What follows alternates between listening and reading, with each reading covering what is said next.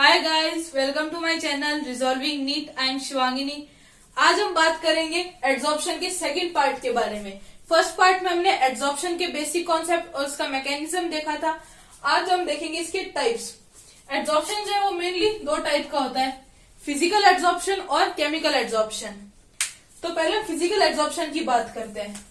Physical adsorption को फिजिसॉर्प्शन भी बोलते हैं। ये क्या होता है, ये फिजिकली होता है, यानी ये एक बोले तो टेम्परेरी एड्सॉर्प्शन है, परमानेंट नहीं है। जैसे अब इसकी कुछ कैरेक्टरिस्टिक्स है, जैसे ये लेस स्पेसिफिसिटी है इसमें, यानी ये स्पेसिफिक नहीं होता किसी भी एड्सॉर्बेट के लिए या किसी भी एड्सॉर्बेंट के लिए। ये रैंडमली कहीं पे भी एड्सॉर्ब हो गया तो वो हो गया फिजिकल एड्सॉर्प्शन हो गया, तो स्पेसिफिक नहीं है। दूसरा, ये रिवर्सिबल इन नेचर है, यानी इसको वापस डिसॉर्प्शन इसका आसानी से कर सकते हैं। कोई चीज आके एड्सॉर्ब हुई, उसको वापस हम वहां से रिमूव कर सकते हैं इजीली, अगर फिजिसॉर्प्शन चल रहा है तो।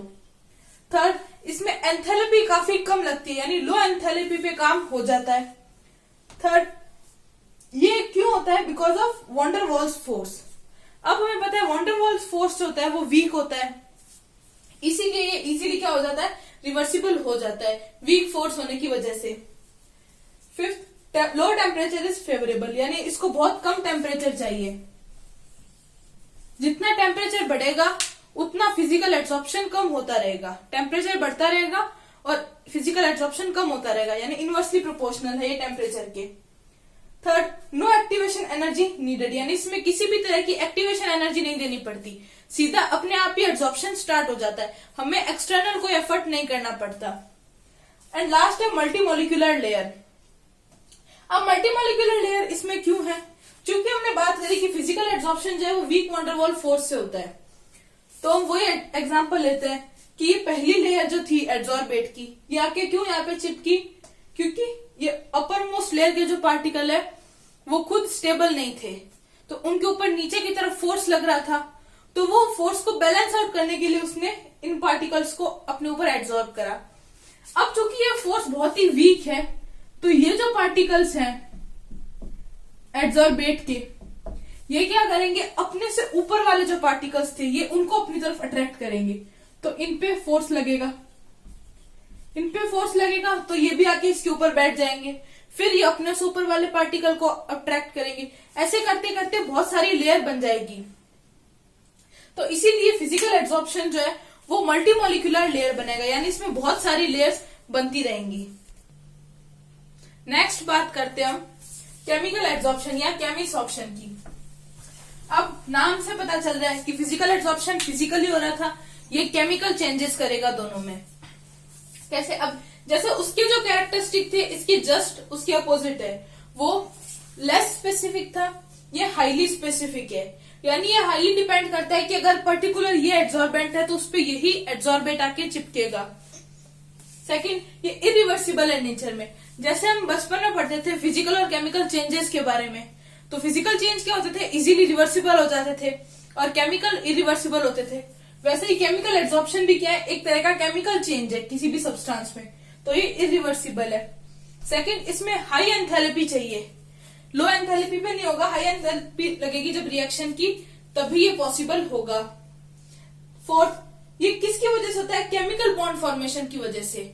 जो भी पार्टिकल्स हैं यहाँ पे स्ट्रॉन्ग केमिकल बॉन्ड का फॉर्मेशन हो जाता है। जैसे पहले क्या होता था, वीक वंडर वॉल फोर्स होता था, यहाँ पे स्ट्रॉन्ग केमिकल बॉन्ड बन जाता है दोनों एड्सॉर्बेंट और एड्सॉर्बेट के मॉलिक्यूल में, तो इसीलिए ये ज्यादा स्ट्रॉन्ग होता है।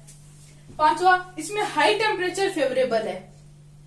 अब हाई टेम्परेचर का मतलब ये है कि जैसे जैसे टेम्परेचर बढ़ेगा वैसे वैसे केमिसॉर्प्शन बढ़ता रहेगा, लेकिन एक टाइम के बाद में क्या होगा, दोनों की पीक आ जाएगी, फिर अगर उससे ऊपर टेम्परेचर बढ़ा तो ये जो केमिकल एड्सॉर्प्शन है वो कम होना शुरू हो जाएगा, इसकी जो रेट है वो धीरे हो जाएगी।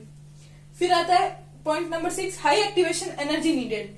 कभी कभी केमिकल एड्सॉर्प्शन को करवाने के लिए हमें बहुत ज्यादा एक्टिवेशन एनर्जी देनी पड़ती है। एक्टिवेशन एनर्जी बोले तो प्रोसेस को स्टार्ट करने के लिए हमें कुछ एनर्जी देनी पड़ती है जिसमें मॉलिक्यूल को एक्टिवेट करते हैं, तो वो एक्टिवेशन एनर्जी हमें बहुत ज्यादा अमाउंट में देनी पड़ जाती है कई बार। सातवां आता है यूनिमोलिकुलर लेयर फॉर्मेशन, यानी केमिकल एड्सॉर्प्शन में क्या होता है, एक ही मॉलिक्यूल की लेयर बनती है। कैसे, जैसे ये एड्सॉर्ब बैठ के मॉलिक्यूल आके यहाँ पे लगे। फिजिकल एड्सॉर्प्शन में क्या होता था कि ये अनस्टेबल होते थे, क्योंकि इन दोनों के बीच का जो बॉन्ड है वो वीक है, तो ये अनस्टेबल होने की वजह से अपने से ऊपर वाली लेयर के मॉलिक्यूल को अपनी तरफ अट्रैक्ट करते थे। लेकिन केमिकल एड्सॉर्प्शन में क्या हुआ कि इन दोनों मॉलिक्यूल के बीच में इतना स्ट्रॉन्ग केमिकल बॉन्ड बन गया कि अब ये इसको अट्रैक्ट नहीं कर पाएगा। तो यहाँ पे आने के बाद में इतना स्ट्रॉन्ग बॉन्ड फॉर्मेशन हुआ कि ये स्टेबल हो गया, अब ये किसी को अट्रैक्ट नहीं करेगा। तो ये जो एक लेयर है इसी से एड्सॉर्प्शन कंप्लीट हो जाएगा। तो ये डिफरेंस थे फिजिकल और केमिकल एड्सॉर्प्शन के बारे में। अगर आपको हमारा वीडियो पसंद आया तो वीडियो को लाइक करें, चैनल को सब्सक्राइब करें। Thank you for watching. जय हिंद, जय भारत।